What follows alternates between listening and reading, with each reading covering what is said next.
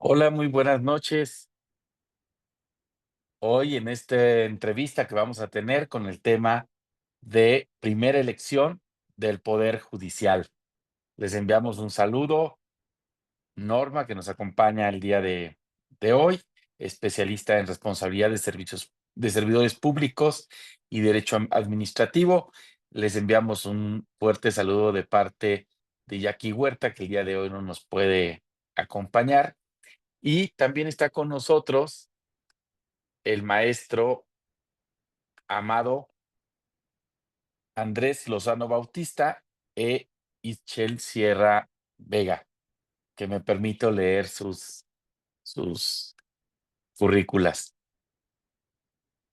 Amado Andrés Lozano Bautista es licenciado en Derecho por la UNAM, cuenta con especialidad en Derecho Constitucional por la Universidad de Salamanca y es maestro en Derecho Procesal Electoral por la Universidad y el Tribunal Electoral del Poder Judicial de la Federación, y en Derechos Humanos con Perspectiva de Género y Paridad Político-Electoral por la Universidad de Castilla-La Mancha.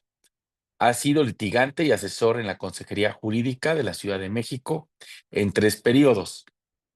Participó en la reforma política del entonces Distrito Federal, así también asesoró a la mesa directiva del Senado en el 2002. En el Tribunal Electoral del Poder Judicial de la Federación ha colaborado en la Sala Superior y en las salas regionales de la Ciudad de México y Toluca como secretario de Estudio y Cuenta y coordinador de ponencia en el Tribunal Electoral de la Ciudad de México. Muy buenas noches, Amado. ¿Qué tal, Julio, Norma? Y muchas gracias a Jackie y a todo tu auditorio. Y también está Itzel Sierra con nosotros. Ella fue defensora pública en el Instituto de la Defensoría Pública del Estado de México, coordinadora de ponencia en el Tribunal Electoral del Estado de México, maestra y licenciada en Derecho por la Universidad Autónoma de México, con mención honorífica en ambos grados.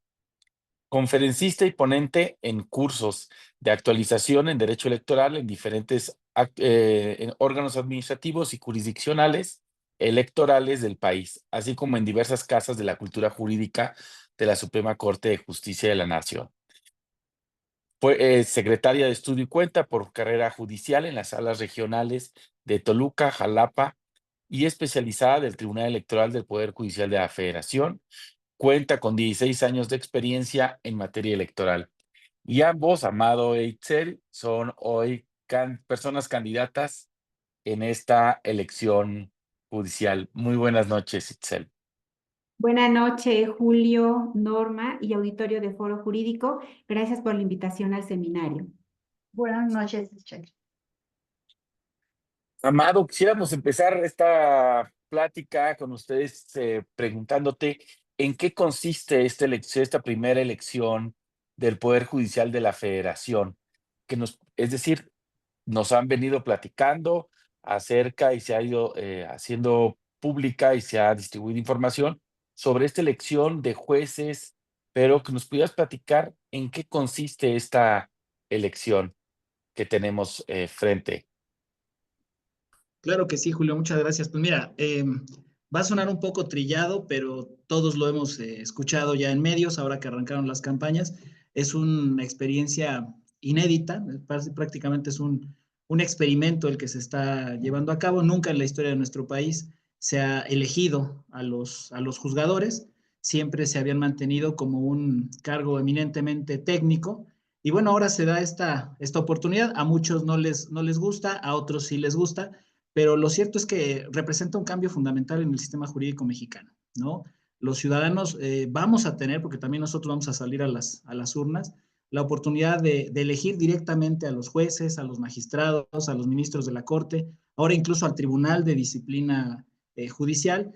Y bueno, la intención es precisamente fortalecer la independencia y darle legitimidad al Poder Judicial. Creo que este es el cambio fundamental, es lo que se buscó con la reforma judicial. Los resultados es muy difícil tener una bola de cristal para saber qué es lo que va a pasar, qué tipo de juzgadores son los que nos va a reportar el ejercicio, pero sin duda es importante que participemos todos. Creo que, y esto lo vamos a platicar quizá a lo largo de la charla, creo que es el común denominador, el invitar a la gente a que vaya y vote porque esto va a fortalecer mucho al Poder Judicial y ahorita seguramente vamos a poder platicar el por qué.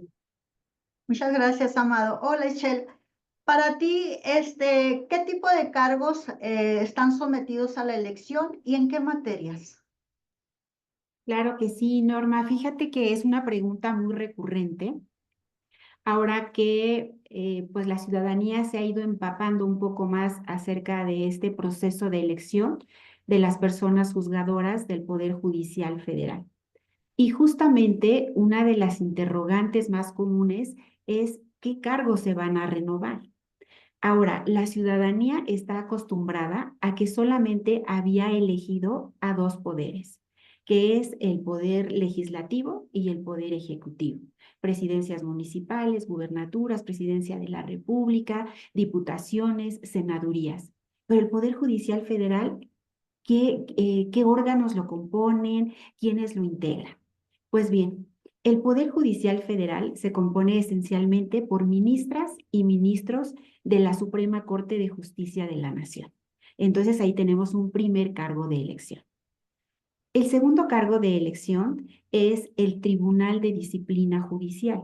Este organismo es un ente que va a supervisar la actuación de las personas juzgadoras, de juezas, jueces, magistradas, magistrados. Segundo cargo es ministras, ya llevamos ministras y ministros, magistradas y magistrados del Tribunal de Disciplina Judicial. También se van a elegir a las magistraturas del Tribunal Electoral del Poder Judicial de la Federación, así con todo ese apellido, que son las magistraturas que van a integrar la Sala Superior, ese es el tercer cargo, y también las salas regionales del propio tribunal. Son 5 salas regionales. En este caso, el país pues, se va a dividir en 5 grandes regiones llamadas circunscripciones plurinominales, y en cada una de ellas se van a elegir a las magistraturas regionales en materia electoral. Este es el cuarto cargo. Después, el quinto cargo es para los magistrados y las magistradas de circuito que van a integrar los tribunales colegiados. En el último nivel estarían los jueces y juezas de distrito. Entonces son 6 cargos a nivel federal los que se van a renovar y que componen en su conjunto el Poder Judicial de la Federación. Muy bien, muchas gracias, Ischel. Julio. Sí, muchas gracias. Y regresando, Amado, con esto que nos platicabas de que tiene que participar la ciudadanía, que nos pudieras tal vez comentar en este procedimiento qué ciudadanos y qué ciudadanas son las que van a participar para ejercer el voto, es decir, cómo lo van a realizar. Y por otro lado, si hay o no participación de partidos políticos o esto es un proceso ajeno a los partidos políticos. Sí, bueno, voy a empezar por la última de las preguntas. Los partidos políticos no nada más no pueden, no deben participar, ¿no? Esto es algo que tiene que quedar muy claro y yo destacaba en la intervención anterior la importancia de la ciudadanía. Ha despertado mucha suspicacia en las personas el hecho de decir, bueno, es que ahora los jueces van a estar plegados o rendidos a factores reales de incidencia, de poder, ¿no? Pueden ser los partidos políticos, los sindicatos, etcétera, etcétera. Y este es el punto para mí de inflexión. La parte más importante para mí de la reforma es cuidar y proteger la independencia judicial. Y la independencia judicial va mucho de la mano con el grado de legitimación que le dé la ciudadanía al proceso que se está desarrollando. En la medida en que el voto pudiera ser, y eso es lo que estamos deseando, todos lo estamos participando, sea lo más masivo que se pueda, a pesar de las predicciones de que va a ser quizá menos de un 10% del padrón, mientras más ciudadanos vayan y participen, más legitimidad y más autonomía le reportan a los candidatos que resulten vencedores. Por eso es fundamental que se involucren las personas. Lo comentaba ahorita muy bien la maestra Sierra, dentro del universo de cargos que se van a elegir. Estamos hablando que son más de 3,400 candidatos, estaba revisando yo aquí unas notas, y se van a elegir 881 cargos federales. La jornada se va a celebrar el 1 de junio, pero la movilización que va a representar la elección de tantos cargos en todos estos niveles son 9 personas ministras de la Corte, 5 espacios para mujeres, 4 para hombres, 5 magistraturas del Tribunal de Disciplina, que este es novedoso, 2 magistraturas para la Sala Superior y 15 espacios para magistraturas en las salas regionales. Nosotros concretamente, lo comentaba muy bien Ischel, estamos contendiendo en una quinta parte del país. Las salas regionales están, los 300 distritos en que se compone el país, para el caso concretamente de la elección en materia electoral, está dividido en 5 partes. O sea, estos 600 distritos están divididos en 5 circunscripciones. Y la elección, tú preguntabas qué ciudadanos son los que van a votar. En principio todos, pero dependiendo del tipo de elección. Nos van a facilitar el día de la jornada 6 boletas. En el caso de las boletas de ministros, pues va a ser la misma boleta en todo el país, porque ese es un cargo a nivel federal, a nivel nacional. En todo el país se va a votar por ministros. Es el mismo caso de la sala superior. Estos espacios, los 2 espacios que hay para la sala superior, se van a elegir también a nivel nacional, y los cargos de las salas regionales van a ser en las 5 circunscripciones. Y esta es una primera diferencia. Son solamente boletas, en este caso discutíamos antes de iniciar, si es naranja o si es color salmón, bueno, esa boleta va a tener el mismo color, pero los candidatos sí van a ser distintos. ¿Por qué? Porque los magistrados de las salas regionales solamente van a participar en las entidades federativas que corresponden a una de esas 5 circunscripciones. En el caso de los magistrados y de jueces de distrito se complica todavía un poco más, porque aunque toda la ciudadanía tiene derecho a votar, bueno, se hizo un mapeo para hacer distritos judiciales, o sea, se volvió a seccionar el país en otros pedacitos. Incluso los jueces de distrito, tengo algunos compañeros que también están ahorita contendiendo en el proceso, pues tienen esa lógica, ¿no? Que ni siquiera van a hacer campaña, por ejemplo, en toda la Ciudad de México, sino solamente en algunas alcaldías que son las que corresponden al circuito en el que ellos están siendo postulados. Entonces, la conclusión es, ¿votan todos los ciudadanos? Sí. El universo de electores potenciales es de 100 millones. Sería deseable, digo, en elecciones presidenciales llegamos más o menos al 60%, pero bueno, sí queremos invitar a la gente para que vaya, para que participe el mayor número de personas. Y ya las boletas que les van a entregar, según el centro de votación al que asistan, pues tendrá estas 6 boletas, pero sí va a haber una distinción a partir de las salas regionales, magistrados de colegiados y los jueces de distrito. Bueno, va a haber una distinción porque ellos sí van a variar de acuerdo al distrito en el que vayan a votar los electores. Los que sí no van a cambiar, Tribunal de Disciplina, Sala Superior y la Suprema Corte de Justicia. Muchas gracias, maestro Amado. Estimada maestra Ischel, ¿cuáles son los retos principales para las personas candidatas durante esta primera elección a la que se están sujetando? Y también está sujeto a fiscalización todas las actividades que se sirvan a realizar ustedes como candidatos. Así es. También esta es la palabra reto, me parece que es la palabra que define y engloba todo lo que estamos pasando. Claro. Desde este proceso, como ya se indicó en un principio, es nuevo. Nunca, bueno, antes, en la historia moderna o reciente de nuestro país, no se había hecho este ejercicio.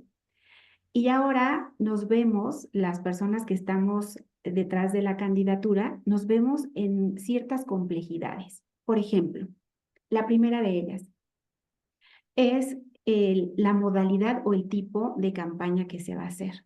Como ya lo dijo el maestro Amado, es bien importante y que quede muy claro que esta elección es ajena a los partidos políticos. Entonces, las campañas tradicionales, pues eran las que hacían los partidos políticos. Pero ahora el reto al que nos enfrentamos es cómo hacer campaña desde el Poder Judicial.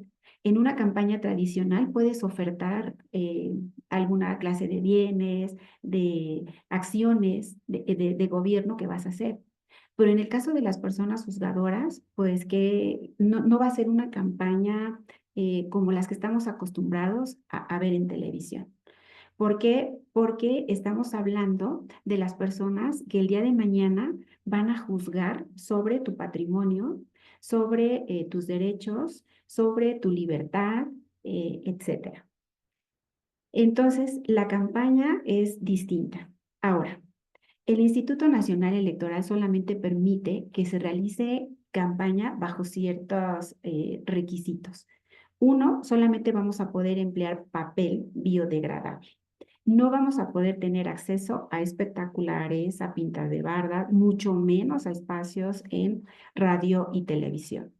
Únicamente vamos a poder hacer una campaña orgánica, como se le denomina ahora en redes sociales. Esto es, ni siquiera se va a poder pautar o comprar espacios en redes sociales para potencialmente llegar a más ciudadanía y que pueda estar enterada de este proceso electoral y evidentemente pueda depositar el voto en favor de la opción que considere más idónea.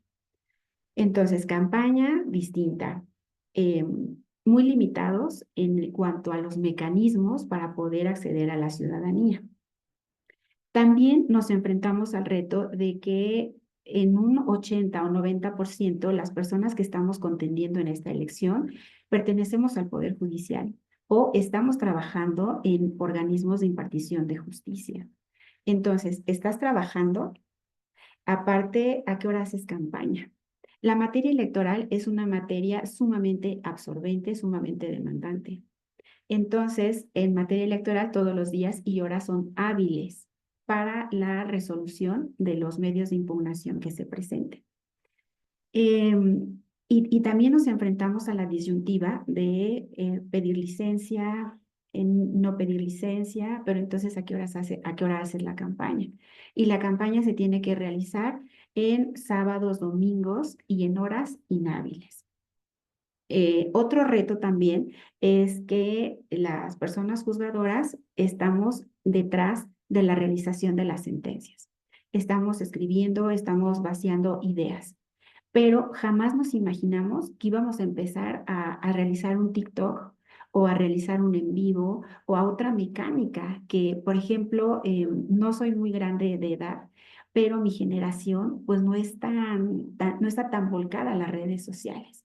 Entonces, desde también una cultura de las redes sociales, que no, en mi caso no la poseía, pues ahora tengo que incursionar en estas nuevas herramientas para poder llegar a más electorados. Y otro caso también importante es la fiscalización. El Instituto Nacional Electoral nos dio un curso sobre fiscalización y aquí tengo que destacar dos aspectos. En primer lugar, en una campaña tradicional, los partidos políticos reciben financiamiento público. Es dinero de nuestros impuestos que se le da al partido político para que pueda postular candidaturas y llevar a cabo sus gastos de campaña. También pueden recibir aportaciones privadas en un cierto porcentaje. En el caso de las personas candidatas a juzgadoras, no tenemos ni financiamiento público ni financiamiento privado. Inclusive están prohibidas esas aportaciones. Todos los gastos tienen que salir del patrimonio, de nuestro patrimonio como candidatas. Y también están 100% fiscalizables a través de una herramienta tecnológica que ha implementado el Instituto Nacional Electoral. Todo gasto que realicemos, inclusive en la capacitación que tuvimos nos decían que el micrófono que se compre, la bocina no profesional que se llegue a comprar para actos masivos, tiene que estar fiscalizada. Todos los actos. No se pueden ofrecer alimentos en las reuniones pues masivas que pudiéramos llegar a tener. Pero todos los gastos de traslado, de hospedaje, gasolina, etcétera, de papel, de redes sociales, todo tiene que estar fiscalizado y en tiempo real en la plataforma que ha establecido para tal efecto el Instituto Nacional. Entonces, sí es una campaña sin precedentes, pero altamente fiscalizable. Muchas gracias, maestra Ixel. Ya por el factor tiempo, nada más una pregunta rapidísima. Discúlpame, Julio. Todas estas obligaciones a las que están sujetos ustedes como candidatos, ¿también están sujetos a los procedimientos sancionatorios, pudiéramos decir, que están previstos en la Ley General de Instituciones y Procedimientos Electorales? Sí, totalmente de acuerdo. Okay. Por ejemplo, en un rebase de tope de gastos de campaña, pues también ahí pierdes la candidatura y también hay sanciones para pues cualquier tipo de infracción que se pueda cometer en la campaña. Muchas gracias, maestra Ixel. Julio, adelante. Sí, gracias. Pues muy interesante el conocer estos alcances de la campaña. Es decir, llama la atención el tema que no se puedan pautar publicidad a través de los medios de redes sociales o la participación en radio, en periódicos, televisión, porque sí estamos frente a la necesidad de conocer a las y los candidatos que estarán a cargo de los procedimientos judiciales en las distintas, estas 5 circunscripciones que nos comentan, pero al mismo tiempo también vemos estas prevenciones que está haciendo el Instituto Nacional Electoral para evitar un uso abusivo por algunas personas de mayor tiempo o de mayor espacios a través de las redes sociales.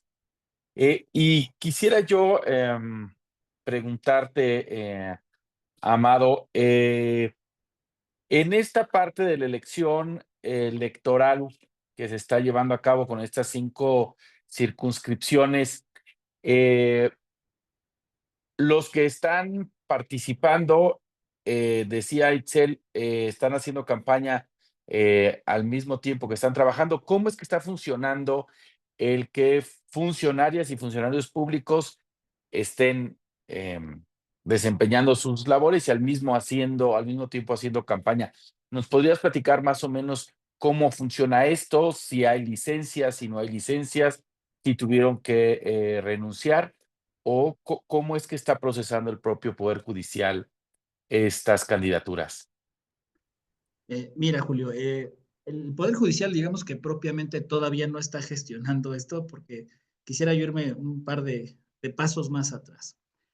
La Constitución prevé que toda la parte sustantiva que rige un proceso electoral ordinario se apruebe por lo menos 90 días antes de que inicie el proceso electoral. Y comentaba muy bien la maestra Sierra que tuvimos nosotros la oportunidad de ser invitados por el instituto para que nos dieran una charla sobre la cuestión de la fiscalización. Y algo muy curioso, por denominarlo de alguna forma, fue que a muchas preguntas que hicieron algunos de los compañeros candidatos, la respuesta fue que estaba en consulta ante el Consejo General del Instituto Nacional Electoral y que sería motivo de un pronunciamiento precisamente en la semana en la que se nos dio la capacitación. Y entonces esto te abre un panorama también nuevo, en el sentido de que hay dudas razonables y muy legítimas de parte de todos nosotros sobre qué es lo que debemos hacer. Comentaba ahorita Ixchel, al no tener nosotros un financiamiento por parte de los partidos, es muy común que la pregunta es, ¿renuncio? Yo no tengo un ingreso, incluso para financiar la campaña, ¿no? Ese es un primer tema. Pido una licencia, está previsto para la mayor parte de nosotros la posibilidad de una licencia sin goce de sueldo. Entonces, no es digamos, tan fácil y no hay una regla o una norma que se haya establecido, como sí la hay en el caso de las elecciones ordinarias, donde cuando alguien ostenta un cargo de representación proporcional ya y que participa en un proceso electoral, pues la ley le diga, tienes que renunciar al cargo. ¿Por qué? Porque si ese cargo implica actos de administración ejecutivos, o sea, que tú puedes destinar recursos, no sé, por poner un ejemplo, para poner alumbrado en una calle, para mandar pavimentar, para encauzar algún programa social en beneficio de algún sector, dicen, bueno, esa es la protección para que haya una igualdad y una equidad en la contienda, que ese servidor público se aparte del cargo para que participe con todos los candidatos y no saque esta ventaja indebida, pues por la exhibición que tiene de su persona y de su imagen. Aquí esa parte pues no la hay porque al menos en los que estamos participando y que nunca hemos ostentado el cargo. Somos personas que estamos en nuestros escritorios, que rara vez se nos comisiona cuando las cargas del trabajo lo requieren, a lo mejor hacer alguna diligencia de apertura de paquetes, y es la única vez en que sales a solearte, ¿no? Entonces, es muy complicado. Es distinto el caso, y también hay que comentarlo, de quienes ya están ostentando un cargo como magistrados o como jueces y que con la reforma y los artículos transitorios se les permitió contender nuevamente para conservar o repetir en el cargo. Entonces, sí creo que ahí hay una falta de equidad, ¿no? No digo que haya sido voluntaria, pero el tratamiento de este tema de las licencias, de quién se separa y de quién no, casos de que a lo mejor los titulares le piden a sus equipos, ¿saben qué? Mejor pidan licencia porque yo no quiero problemas. Pero es un tema que ha sido mucho dependiendo del pulso que va teniendo cada tribunal, cada órgano o cada titular con su personal o de los propios titulares. Yo a la fecha no conozco algún titular, algún magistrado, un juez en funciones que haya pedido licencia para poder ser candidato. Entonces se me hace también de repente un poquito complicado que a los que trabajamos en el Poder Judicial o en algún órgano jurisdiccional de carácter local, se nos de repente pregunte, oye, pero ¿por qué no te separas del cargo? Bueno, porque tengo algunas facturas que cubrir, ¿no? Entonces ha sido esa parte un poco clara y es una dinámica en la que estamos metidos todos, candidatos y sobre todo el Instituto Nacional Electoral, que ha ido organizando sobre la marcha todas estas cuestiones y ha tenido un esfuerzo muy loable y ha hecho una labor titánica, pero siguen quedando estos como cables sueltos y que eventualmente, pues es cierto, ¿no? Puede ser motivo de alguna queja y como comentaba ahorita con Norma, la maestra Sierra, pues estamos sujetos a que no nos vayan a sancionar y por eso queremos ser muy cuidadosos en que todos los actos en los que nos presentamos o hacemos alguna campaña pidiendo el voto de las personas, pues sea fuera de los horarios tradicionales de labores. Muy interesante esto que nos platicas. Quizá podríamos decir que en los últimos 10 años se ha tenido una mayor difusión de sentencias de algunos jueces, juezas o las propias sentencias de la Suprema Corte en materia de protección de derechos humanos, en materia de perspectiva de género, defensa a la infancia, salud. Y es como quizá desde el ámbito jurídico hemos ido conociendo a los jueces, a los magistrados y a las personas que integran al Poder Judicial con esta difusión de sentencias sin que tengamos, digamos, de manera inmediata una referencia sobre una persona, una cara conocida, por ejemplo, ¿no? O el nombre completo. Podríamos saber cuál fue el criterio que tomaron o la resolución que tomaron, pero quizá es un poco más difícil que habláramos si llegamos a conocer a nuestros jueces, juezas o hasta ministros de la Suprema Corte. Y quisiera yo aprovechar tanto para ti, Itzel, como para Amado, preguntarles qué los llevó a inscribirse a este proceso de elección judicial, este primer proceso de elección, qué los motivó y cómo se ha ido desarrollando. Adelante, Ixel, las damas primero. Ok, sí. Pues justamente en mi caso particular, lo que me llevó a inscribirme y a participar en este proceso de selección de personas juzgadoras es el cambio de reglas. Anteriormente, la manera en que se elegían a las magistraturas de las salas regionales y de las salas regionales del Tribunal Electoral del Poder Judicial de la Federación era a través de la Suprema Corte, intervenía la Suprema Corte evaluando y determinando qué personas eran elegibles o qué personas eran idóneas para poder desempeñar la magistratura. Se comparecía determinado número de personas que la Corte estimaba idóneas, comparecían ante las ministras y los ministros, y de ahí se formaban ternas, las cuales pasaban al Senado y el Senado era quien elegía a las magistraturas. En una ocasión intenté postularme para magistrada bajo las reglas anteriores y pues únicamente llegué a la corte, ¿no? Y la corte dijo, bueno, pues ella sí es elegible y ella sí puede ser magistrada, pero hasta ahí llegué. Ni siquiera pude comparecer ante ministras y ministros, mucho menos a terna y ya no se diga llegar al Senado. Entonces, bajo estas nuevas reglas, pues para mí representó una oportunidad. Primero, pues porque ya tengo una trayectoria y a través de la carrera judicial, entonces pues estoy preparada para desempeñar el cargo. Y aquí quiero hacer un comentario porque una de las críticas a la reforma fue que pues ahora cualquier persona podía convertirse en juzgadora o en magistrada. Y no, la verdad es de que no. Debemos de tener una capacidad, méritos, trayectoria, conocimiento técnico, saber de lo que estamos hablando, conocer de la materia.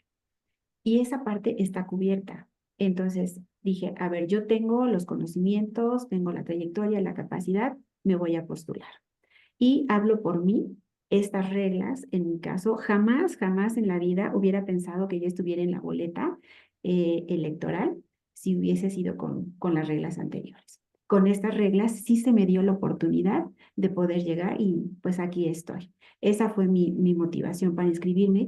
Y también otra de las motivaciones fue que es necesario que las mujeres lleguemos a este tipo de cargos, a este tipo de decisiones. ¿Por qué? Porque son los cargos en los que se puede tomar decisiones que impactan, por ejemplo, en mi caso, en el género, en las mujeres.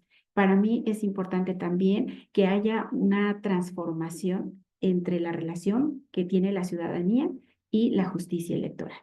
El maestro Amado decía, pues nosotros estamos en un escritorio escribiendo, vaciando ideas, elaborando sentencias. Sin embargo, ahora esa justicia de escritorio, pues tiene que cambiar. Las personas juzgadoras ya tenemos que estar en contacto estrecho y cercano con la ciudadanía, porque esas personas son las destinatarias de nuestras decisiones. Entonces también eso fue lo que me motivó, pensar llegar a poder ocupar el cargo y poder hacer este tipo de transformación o poder aplicar otros mecanismos para acercar o hacer accesible y asequible el acceso de la justicia de la ciudadanía hacia los tribunales.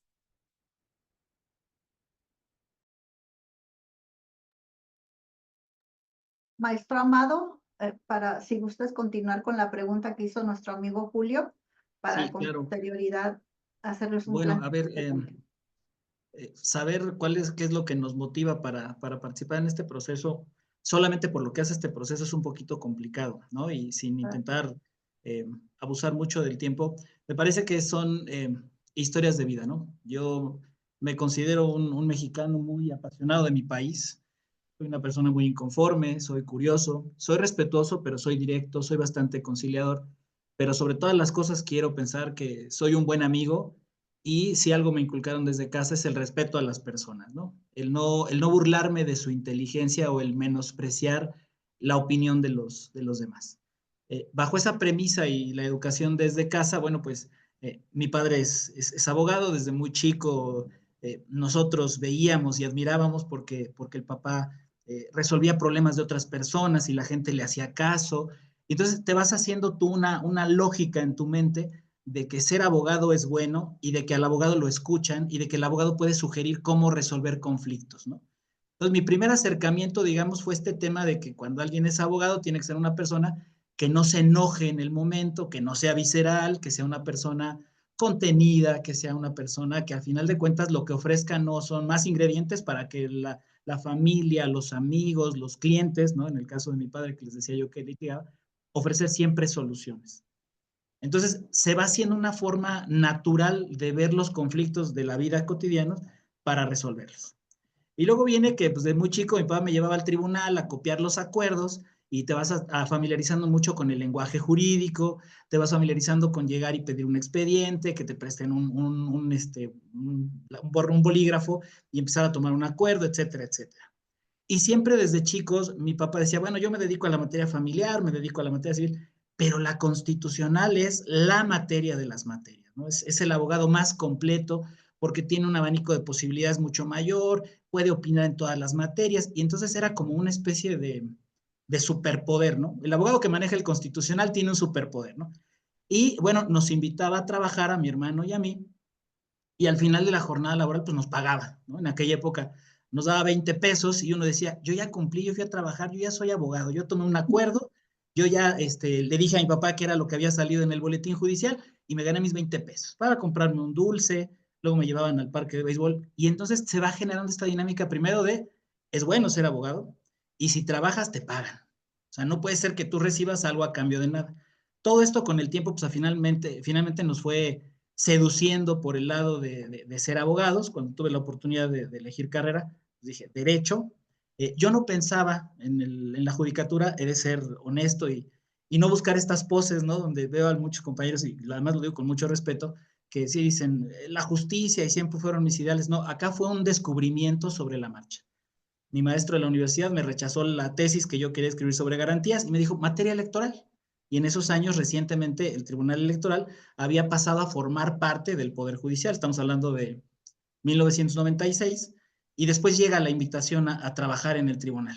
¿no? Entonces, tuve como mi curso propedéutico al elaborar la tesis y luego tengo oportunidad de ingresar a la sala superior en 2001 y pues fue amor a segunda vista, ¿no? Primero fue el tema de la tesis, después fue el tribunal. Y yo creo que todos los días, en cada asunto que uno ve, en cada reunión que uno tiene, cada cuenta que uno le tiene que dar a un magistrado, hay un reto, hay una clase, hay un proyecto siempre que desahogar. A final de cuentas, pues después de más de 20 años de experiencia litigando y en otras materias, el tiempo que trabajé en la administración pública, te van nutriendo de ciertos conocimientos y lo que sigue es dar el paso, ¿no? Ya no trabajar forzosamente con un titular, porque hay que decirlo, estoy muy agradecido con todos los que fueron mis profesores, de las personas de las que abrevé conocimiento, regaños y desvelos, pero también me parece que toda esta experiencia me ha enseñado a estas alturas también qué es lo que no quiero ser, ¿no? El tipo de persona o el tipo de juzgador que no quiere ser la cara del Poder Judicial, y eso es lo que me tiene aquí hoy platicando con ustedes, intentar una vez más hacer la diferencia.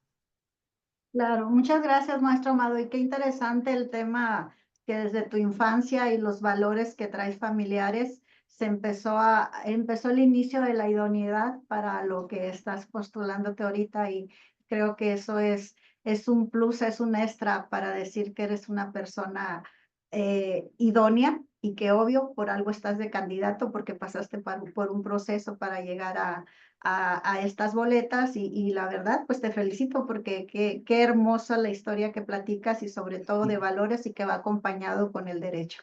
Y sí, efectivamente, pues la Constitución es apasionante y pues los cuatro que estamos aquí lo sabemos. Y aprovecho, creo que es un buen momento para hacerle un poco del conocimiento a nuestra audiencia. ¿Qué es lo que hace un magistrado dentro del ámbito jurisdiccional? Yo creo que es muy importante porque si una materia no es tan popular como otras, es esta y que es tan interesante y tan importante como las demás. Eso me encantaría que si nos hicieras el gran favor de muy brevemente en qué consisten los trabajos jurisdiccionales que ustedes desempeñan. Y pues ¿Sí? también es una pregunta muy recurrente ahora en las redes sociales. Preguntan, ¿cuál es la diferencia entre un juez, entre un magistrado y qué hace un magistrado y tantas especialidades que hay en el derecho y qué es el electoral? Entonces, en términos muy sencillos, un magistrado o una persona jueza son las personas facultadas por el Estado para poder resolver las problemáticas que les presente la ciudadanía en cualquier área del conocimiento. En ese sentido, las magistraturas en materia electoral no solamente resuelven los temas relacionados con las elecciones o con el derecho a votar o el derecho a que una persona se pueda postular a un cargo de elección popular. Esto va más allá. Y justamente por allá, en el año 2008, yo tenía una amiga que egresó junto conmigo de la UNAM y ella trabajaba en la sala regional Toluca y yo trabajaba como defensora pública en el Instituto de la Defensoría Pública del Estado de México. Y nos reuníamos pues para tomar el café y ahí ella me iba platicando de los asuntos que llegaban a la sala regional. Entonces me convenció y me dijo, oye, ¿por qué no te vienes a trabajar al Tribunal Electoral? Y la verdad es que en la Defensoría tengo unos recuerdos muy agradables y muy bonitos, muchas satisfacciones profesionales, pero pues me convenció e ingresé en ese año, en el 2008, al Tribunal Electoral del Poder Judicial de la Federación. Y me apasionó porque no solamente era esta resolución entre problemas entre partidos políticos y militancia, sino que era la protección, esto va más allá, era la protección de derechos humanos en materia política. Por ejemplo, eh, la representación política es un espacio donde las voces se escuchan. Y hay sectores de la población que históricamente han sido privados de esta representación política. Por ejemplo, personas de las comunidades indígenas, personas de la comunidad LGBT, mujeres, migrantes, afrodescendientes, etc. Entonces, a mí me apasiona el tema de poder reparar o poder compensar estas desigualdades históricas en estos sectores de la población. Entonces, las magistraturas electorales, pues no solamente resuelven estos temas que pudieran ser como de lógica o comunes, sino que van más allá, protegen los derechos humanos en materia política y también un aspecto muy importante que es que protegen también los derechos de las mujeres a poder participar en las contiendas electorales, pero libres de estereotipos y de violencia política en razón de género. Esencialmente, eso es lo que también hacen las magistraturas en materia electoral. Muy bien. Qué interesante el tema que comentas, que tiene vinculación, al igual que en todas las ramas del derecho, los derechos humanos, que ya en esto, para eso tenemos como especialista a Julio y que le voy a ceder la voz. Pero me encanta que hagas el comentario, sobre todo por el tema que es poco conocido hoy en día, la aplicación de las famosas acciones afirmativas que se encuentra en el artículo 4 primero constitucional, que tiene mucha vinculación con el tema de equidad de género y la discriminación. Entonces, qué bien que hables sobre el tema de violencia política de género, pero aquí ya le voy a ceder la voz al experto, pero te agradezco mucho esa aportación y sobre todo la relevancia que haces notar en cuanto a estas figuras que no expresamente se encuentran en los artículos 1 y 4 constitucional, pero de ahí deriva los derechos fundamentales y humanos de esta figura. Muchas gracias, maestra Itzel. Julio, adelante. Gracias, Norma. Y sobre esto mismo que vienen platicando, para ver si Amado podría platicarnos un poco sobre si solo son los ciudadanos sin partido o los ciudadanos con partido o solo los partidos políticos quienes pueden acudir a los tribunales electorales.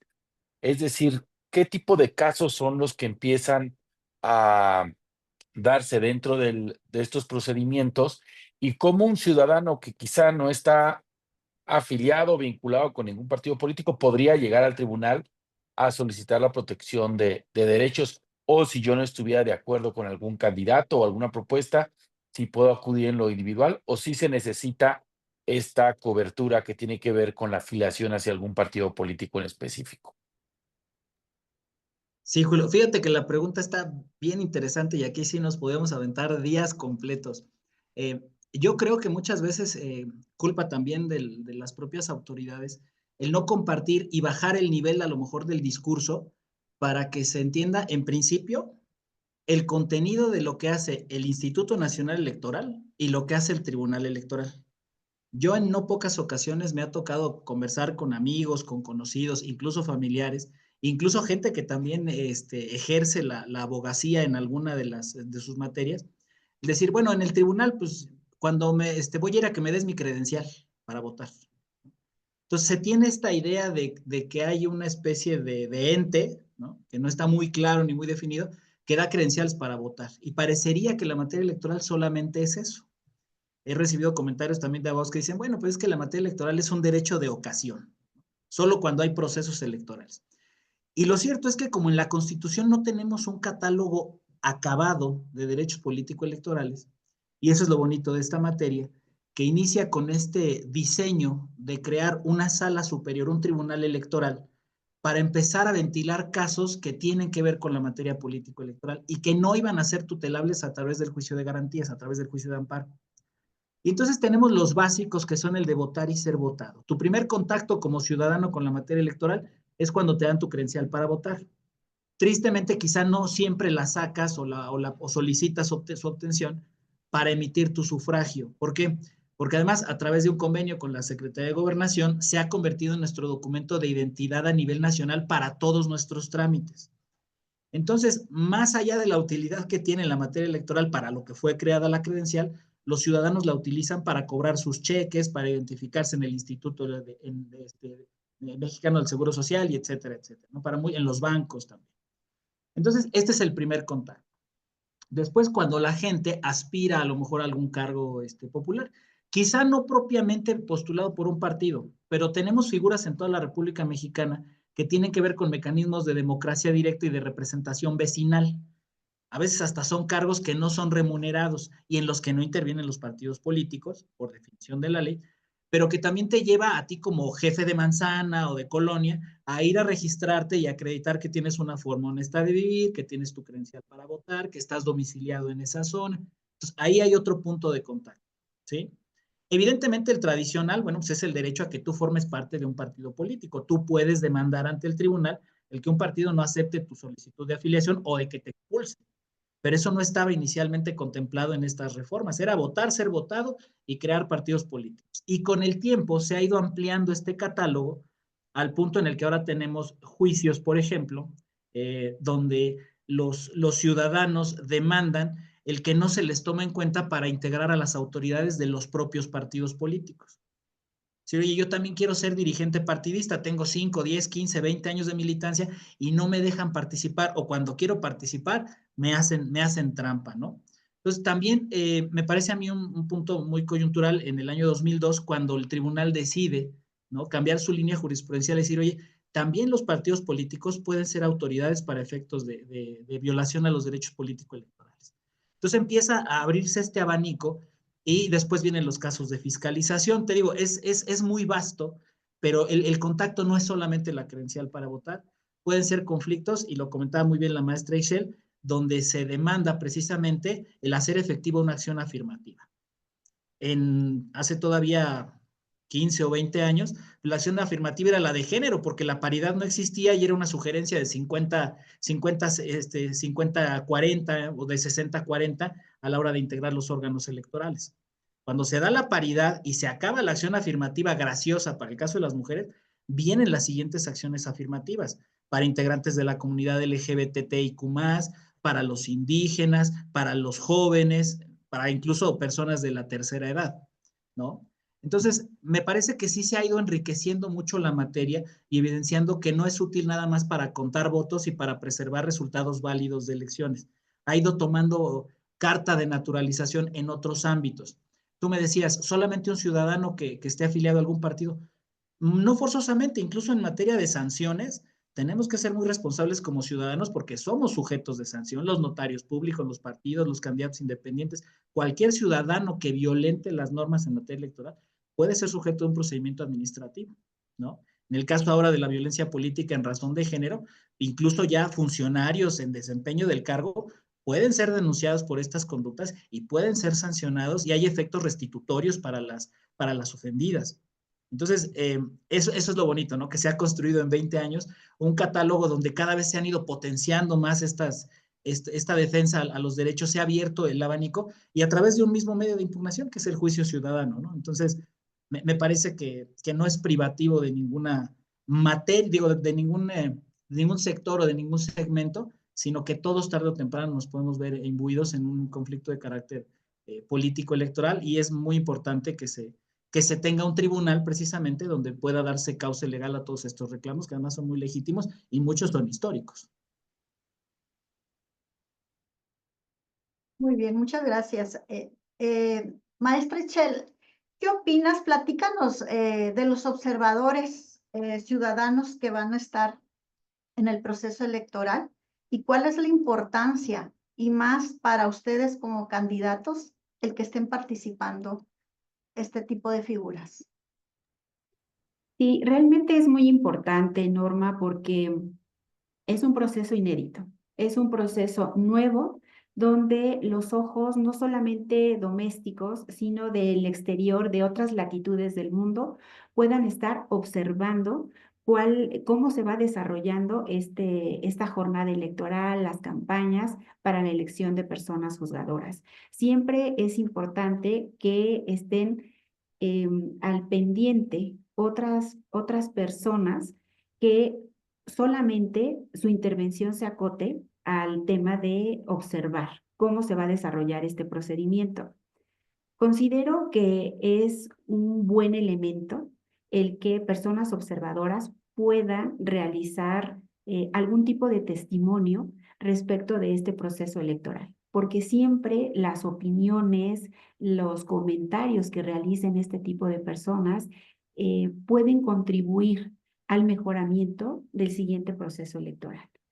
Realmente en este proceso hay aspectos, o como decía el maestro Amado, hay cables sueltos que justamente estas personas observadoras pueden a través de sus sentidos, de todo lo que palpen, de todo lo que vean alrededor de este proceso electoral, puedan aportarnos en algún informe y nutrirnos de qué es lo que se puede mejorar para el siguiente proceso electoral. Desde mi punto de vista, es sano, es bueno que se haya abierto esta posibilidad, pues no solamente a personas que puedan vigilar el proceso desde dentro, sino también al exterior.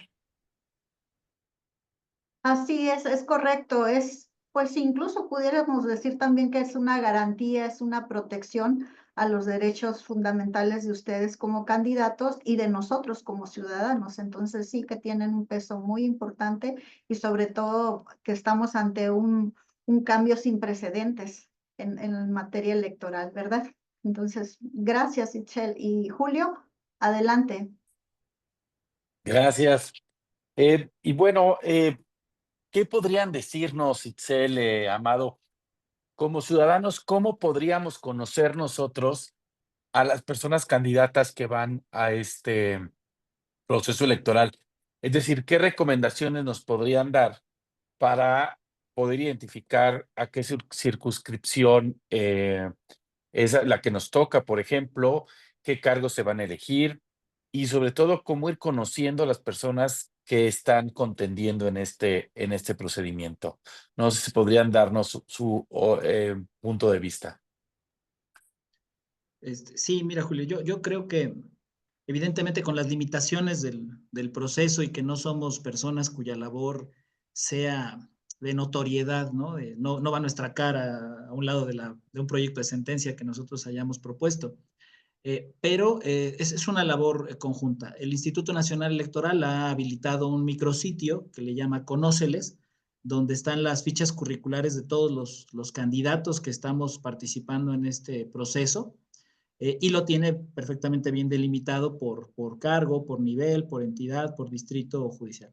Creo que la complejidad más grande está para los jueces de distrito. Lo que platicamos nosotros, estos distritos judiciales o distritos electorales judiciales que se habilitaron o que se crearon, este mapeo, lo hace muy difícil, ¿no? A lo mejor alguien en la alcaldía Cuauhtémoc va a votar por un juez en determinado circuito y unas cuadras más adelante va a ser otro, y son universos muy pequeños. Creo que ahí es donde puede haber un poco más de desconocimiento. En el caso de los cargos que platicábamos que son nacionales, me parece que es menos. Y las salas regionales, pues es un punto intermedio, ¿no? Ya aclarando esta parte que son cinco circunscripciones, ya podemos a partir de ahí, y esa información también está en el instituto, y creo que es responsabilidad de nosotros como candidatos, en nuestra publicidad, en nuestros mensajes, pues estar señalando, ¿no? Soy candidato a este cargo en tal tribunal y es decir cuáles son o las alcaldías o las entidades que abarca el cargo para el cual estamos nosotros postulando, ¿no? Me parece que son las herramientas inmediatas, ¿no? Es además estábamos hablando que son más de 880 cargos, es muy complicado que alguien, incluso visualmente en la boleta, pues va a ser difícil para todos saber, porque ahora el mecanismo de votación no es por un logotipo, no es por un color, podrán ver el nombre, pero no van a ver su cara, y tendrán que asignarle en su clave de lista en la parte superior de la boleta para que puedan emitir su sufragio por el candidato de la plantilla, como es mi caso, la número 16 en la boleta para magistrado de sala regional en Toluca. Entonces, sí necesitamos el conocimiento de la ciudadanía porque va a ser un voto, digamos, más sofisticado en esta ocasión, ¿no? Sí, así es, coincido plenamente con el maestro Amado. Y también coincido en que la plataforma Conóceles es una herramienta que va a estar de manera permanente durante los 60 días que va a durar la campaña de las personas juzgadoras. Y en esa plataforma están alojados los nombres, la imagen, el currículum, la visión que tenemos de la función jurisdiccional, pero lo más importante es que la ciudadanía ejerza un voto informado. Sabemos que como candidatura les estamos pidiendo además a la ciudadanía en esta responsabilidad, en esta nueva responsabilidad que se adquirió con esta elección judicial. ¿Por qué? porque como ya lo hemos dicho, son 881 cargos a elegir, pero son más de 3.600 candidaturas. Es un universo realmente enorme y si cada persona se tomara el tiempo para conocer desde al juez de distrito, a la magistrada de circuito y a todos los cargos que se van a elegir, pues realmente invertiría gran parte de su tiempo. Y justo en la difusión de la promoción que hagamos de nuestras candidaturas en las redes sociales, tendríamos que ser muy enfáticos e insistentes en decir cuál es el color de la boleta, que pues también ahí entra el arbitrio de cada quien y decir, no, pues yo lo veo de color durazno, melón, el color de la boleta, por ejemplo, de las magistraturas de las salas regionales.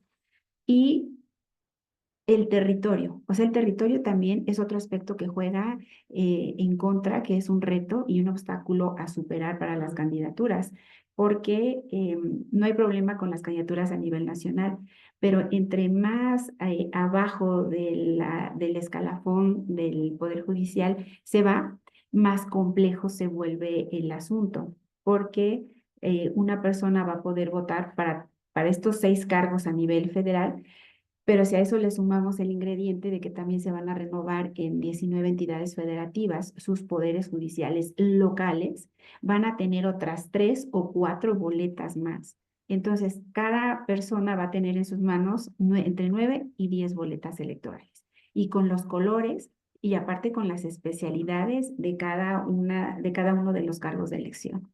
Entonces, sí considero que es una tarea conjunta que tenemos que hacer candidaturas y ciudadanías.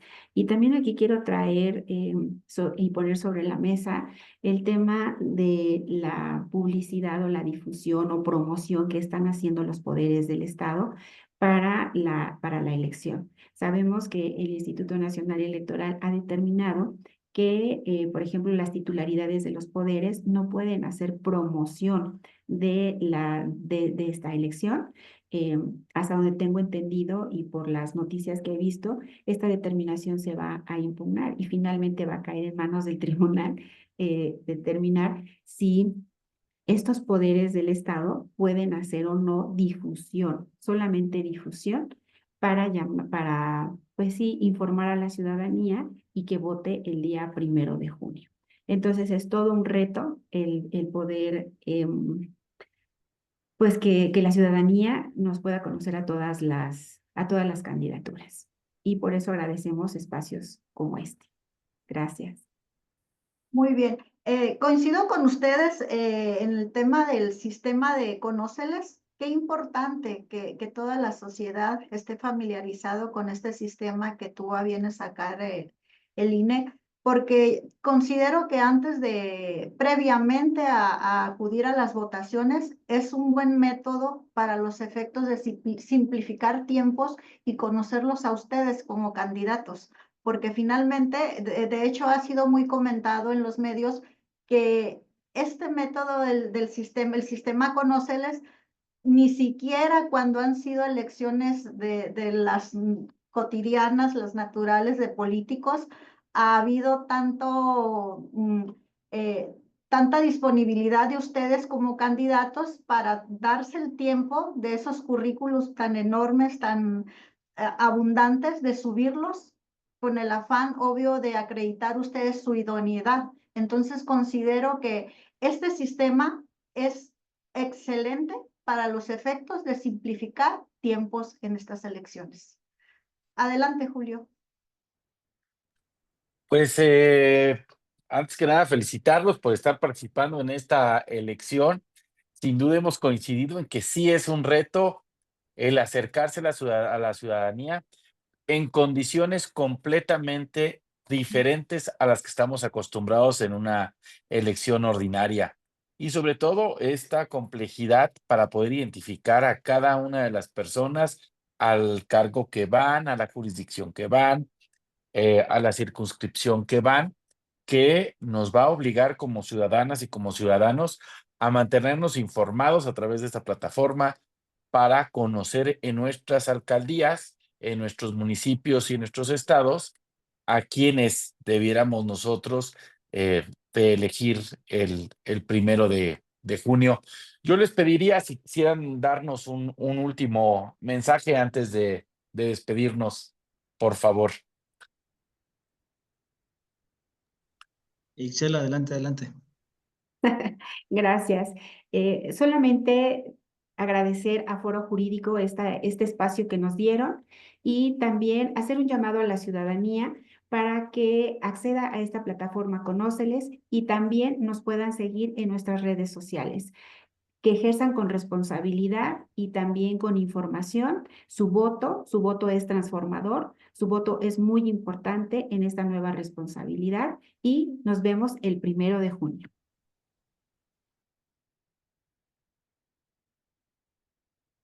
Adelante, Amado. El micrófono. Perdón, andaba perdiendo el botón Sí. del micrófono. Bueno, yo quisiera recordar un par de puntos.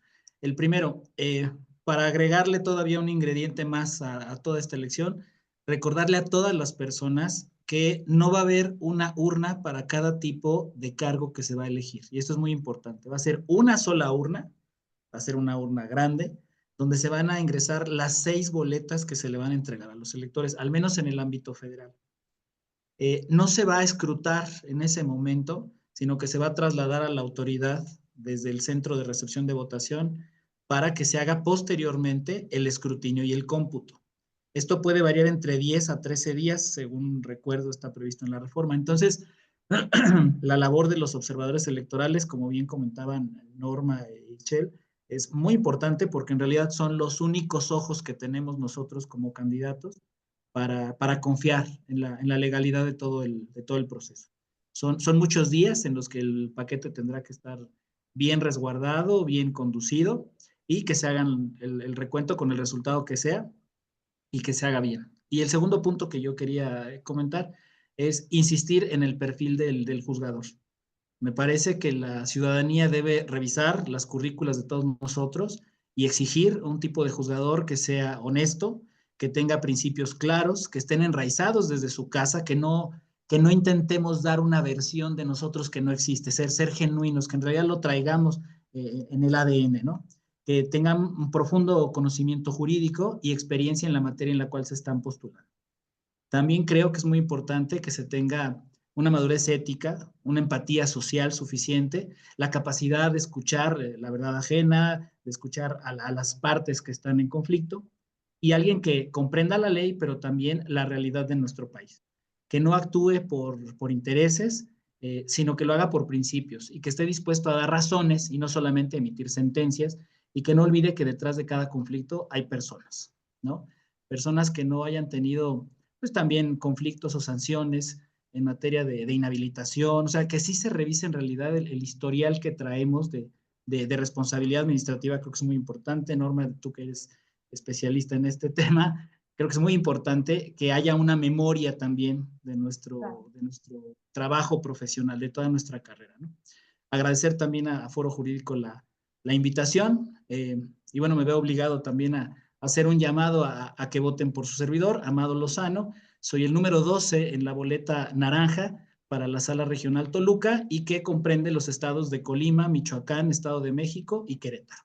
Muchas gracias a todos por el espacio y recuerden, número 16 en la boleta.